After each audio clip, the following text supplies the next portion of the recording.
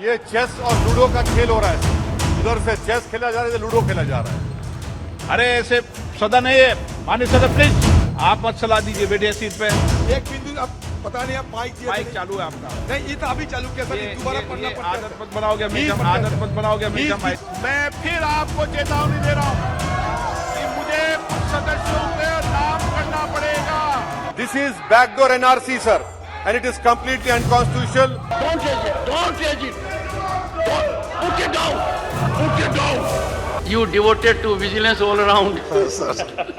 संसद चलती है हमारी और आपकी गाड़ी कमाई से। एक आंकड़े के मुताबिक एक दिन में अगर दोनों सदनों की कार्रवाई तकरीबन 6 घंटे चली तो लगभग 9 करोड़ रुपए का खर्च आता है।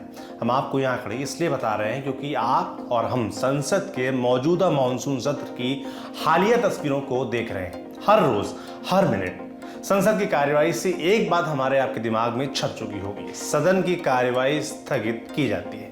वजह है हंगामा।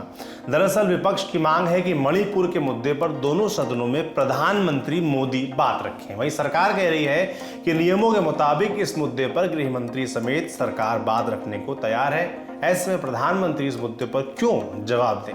तो कुल मिलाकर बीच का रास्ता नहीं निकल पा रहा है और हो रहा है सिर्फ हंगामा, जिससे नुकसान हमारा आपका हो रहा है। खैर, संसद में आज कुछ नया हुआ और क्या खास हुआ, ये जानकारी लेकर मैं सौरभ हाजिर हूं आपके चहेते शो संसद में आज में।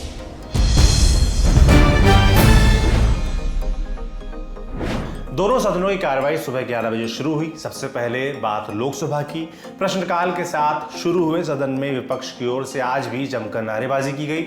इस बीच सदस्य के सवालों के जवाब संबंधित विभागों के मंत्रियों ने उन्हें विस्तृत रूप से दिए। महज 16 मिनट की कार्रवाई के बीच सदन को दोपहर 2 बजे तक के लिए स्थगित कर दिया गया। दोपहर 2 बजे लोकसभा की कार्रवाई फिर शुरू हुई। पीठासीन राजेंद्र अग्रवाल ने सदस्यों से दस्तावेजों को सदन के पटल पर रखने को कहा। अब बारी थी उस विधेयक की जिस पर तैयारी दिल्ली के मुख्यमंत्री अरविंद केजरीवाल लंबे वक्त से अलग अलग राजनीतिक दलों के मुखिया से मुलाकात कर रहे थे।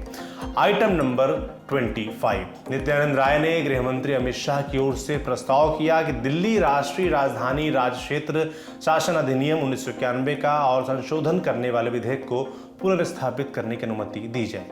लोकसभा अध्यक्ष ओम बिरला अपने आसन पर लौट चुके थे।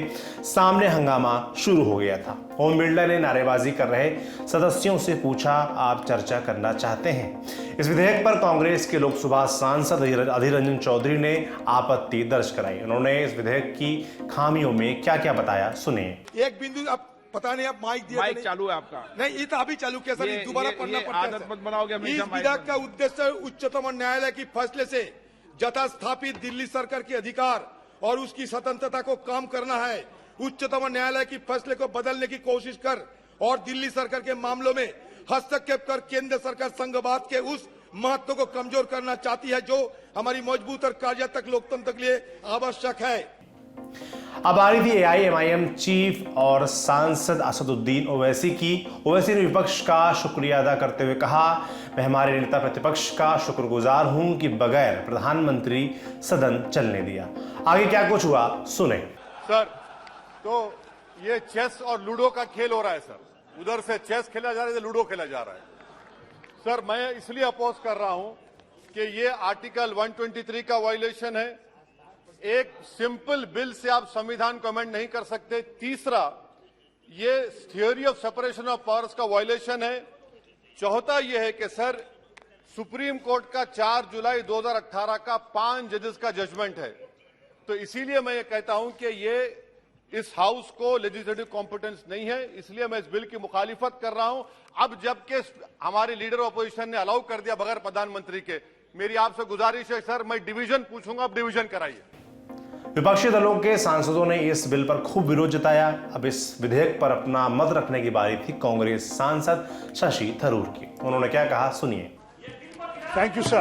I too would like to oppose the introduction under Rule 72 of the Rules of Procedure, and particularly on the issue of legislative competence. I have 4 brief points, sir. First, the bill violates the defining feature of a federal democracy, the division of power. It undermines the Delhi Legislative Assembly and the Delhi government, and by trying to supersede the Supreme Court's decision on the matter, the union government appears to undermine the constitutional principle of federalism. विपक्षी दलों के सांसदों ने जो बात रखी उस पर केंद्रीय गृह मंत्री अमित शाह ने जवाब दिया। उन्होंने क्या कहा, सुनिए। विपक्ष के सदस्यों के द्वारा जो मुद्दे संसद के नियमों के अनुसार उठाए गए, मैं इसकी स्पष्टता इस महान सदन के सामने करना चाहता हूं। माननीय अध्यक्ष, 239 क और क के अंतर्गत ख, इसमें स्पष्ट उल्लेख है संविधान में कि उपखंड क की किसी बात से संघ राज्य क्षेत्र या किसी भी भाग के लिए किसी भी विषय के संबंध में इस संविधान के अधीन विधि बनाने की संसद की शक्ति का अल्पीकरण नहीं हो सकता। इसका मतलब है हमारे संविधान ने इस सदन को संपूर्ण सत्ता दी है कि दिल्ली राज्य के लिए किसी भी कानून को लेकर आने की। दूसरा मुद्दा उठाया गया सुप्रीम कोर्ट के जजमेंट का, जो हमारे माननीय सांसद बीजेडी के बताया सर्वोच्च न्यायालय के पैरा 6 जजमेंट के पैरा 6, 95 और पैरा 164 F, इसके संबंध में सर्वोच्च न्यायालय ने स्पष्ट किया है कि संसद दिल्ली संघ राज्य क्षेत्र के लिए कोई भी कानून बना सकता है। अतः ये सारे जो ऑब्जेक्शन लिए गए हैं वो राजनीतिक है, इसका कोई संवैधानिक आधार नहीं है। संसद के नियमों के आधार पर भी इसका कोई आधार नहीं बनता है, इसीलिए इस बिल को संसद के सामने पेश करने की अनुमति दी जाए। नारेबाजी की आवाजें तेज हो चुकी थीं। लोकसभा अध्यक्ष ओम बिरला ने नारेबाजी कर रहे, सामने तख्तियां लहरा रहे सदस्यों को सीधी चेतावनी दी, स्पष्ट कर दिया कि मुझे कुछ सदस्यों का नाम लेना पड़ेगा, कार्रवाई करनी पड़ेगी। तेज आवाजों के बीच सदन को दोपहर 3 बजे तक के लिए स्थगित कर दिया गया। दोपहर 3 बजे सदन की कार्रवाई शुरू हुई तो पीठासीन राजेंद्र अग्रवाल ने मंत्री नित्यानंद राय से जन्म और मृत्यु पंजीकरण संशोधन विधेयक 2023 पेश करने को कहा। बिल चर्चा के लिए आगे बढ़ाया गया। सदस्यों की इस बिल पर अलग अलग राय सामने आई। एआईएमआईएम सांसद असदुद्दीन ओवैसी ने भी इस विधेयक पर विरोध दर्ज कराया। I stand to oppose this RBD bill. In a democracy, the government must be transparent, but the citizen lives must be protected. But this government believes in the opposite. When we ask for data on poverty or deaths in COVID, the government says no data available. But the government feels it is entitled to collect all our personal and private data and use it for its own end. चर्चा के बाद bill पर मंत्री नित्यानंद राय ने प्रतिक्रिया दी, फिर इसे voting के बाद लोकसभा से पारित कर दिया गया। लोकसभा में आज offshore areas mineral development and regulation amendment bill 2023 चर्चा के लिए पेश किया गया। ये बिल प्रहलाद जोशी ने पेश किया। फिर चर्चा के बाद इस बिल को वोटिंग के साथ पारित कर दिया गया। यानी सदन में संविधान अनुसूचित जातियां आदेश संशोधन विधेयक 2023 चर्चा के लिए पेश किया गया। चर्चा चली, फिर 3:55 पर वोटिंग के साथ इस बिल को भी पारित कर दिया गया। इसी के साथ लोकसभा की कार्रवाई 2 अगस्त सुबह 11 बजे तक के लिए स्थगित कर दी गई। अब बारी राज्यसभा की। सदन की कार्रवाई शुरू होते ही सदस्यों से दस्तावेजों को सदन के पटल पर रखने को कहा गया। आज फिर सदन में प्रधानमंत्री मोदी को लेकर नारेबाजी हुई। एक वक्त तो ऐसा जब सभापति जगदीप धनखड़ ने तख्तियां लहरा रहे सदस्यों से साफ कह दिया, इसे नीचे कर लीजिए। नारेबाजी तेज हुई, फिर सदन को दोपहर 12 बजे तक के लिए स्थगित कर दिया गया। दोबारा कार्रवाई शुरू होने के साथ सदन में प्रश्नकाल भी शुरू हुआ। मणिपुर के नारे लगा रहा विपक्ष अपनी मांग नारों तख्तियों के साथ सदन में रखता रहा। इस बार कार्रवाई नारों के बावजूद 1 घंटे तक चली।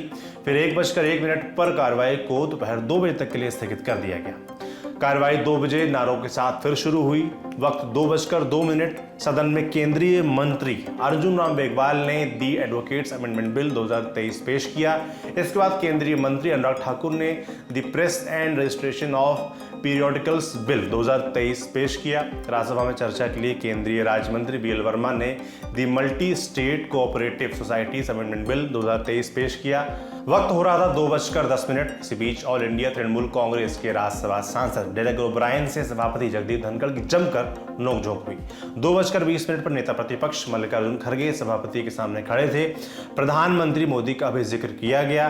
पूरी बात नहीं बताई जा सकती क्योंकि सभापति ने कह दिया कि nothing will go on record. चर्चा के बाद वक्त हो रहा था 4:08। सहकारिता राज्य मंत्री बीएल वर्मा ने multi state cooperative societies amendment bill 2023 को पारित करने का प्रस्ताव दिया। राज्यसभा में मध्यस्थता विधेयक 2021 चर्चा के लिए पेश किया गया। इसके बाद बिल पर सदस्यों ने अपने मत रखे। तो आज क्या कुछ हुआ हमने बताया, जो कुछ बचा रह गया वो हम बताएंगे संसद में आज के अगले एपिसोड में। आज का शो लिखा था हमारे साथी हिमांशु ने। शो आपको कैसा लगा हमें कमेंट बॉक्स में लिखकर जरूर बताएं। बाकी देखते रहिए दी लल्लन टॉप। शुक्रिया। घी मिलना आसान है, पानी मिलना मुश्किल।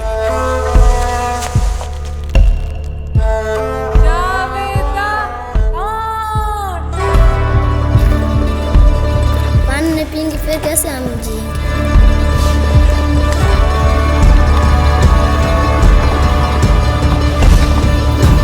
मेरी मम्मी का आया चलेगा, मेरा आया चलेगा, हमारे औलाद से ऐसे चलेगा।